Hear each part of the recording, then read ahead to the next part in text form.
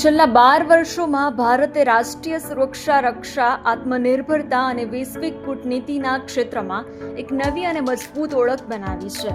આજે આપણે જાણીશું કે આ પરિવર્તન કઈ રીતે આવ્યું. રક્ષા ક્ષેત્રે ભારતની આત્મનિર્ભરતાની તસવીર ઝડપથી બદલાઈ રહી છે. વર્ષ 2013-14માં જે રક્ષા નિકાસ માત્ર 686 કરોડ રૂપિયા હતી, તે 2025-26માં વધીને 38,424 કરોડના રેકોર્ડ સ્તરે પહોંચી ગઈ છે. આજે ભારત 80થી વધુ દેશોને પોતાના રક્ષા ઉપકરણો નિકાસ કરી રહ્યું છે, જે મેક ઇન ઇન્ડિયાની સફળતાનું પ્રતીક છે. આંતરિક સુરક્ષાના મોરચે પણ ભારત મજબૂત બન્યું છે.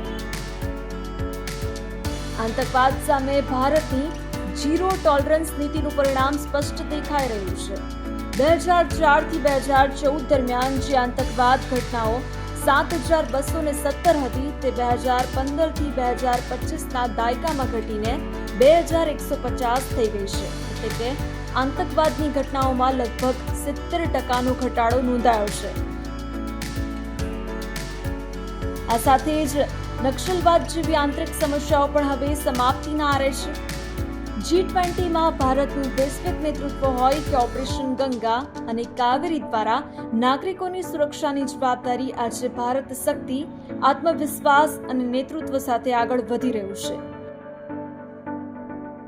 જો આપને પણ આ જાણકારી ઉપયોગી લાગી હોય તો આ વિડીયોને લાઈક કરો અને સબસ્ક્રાઇબ કરો.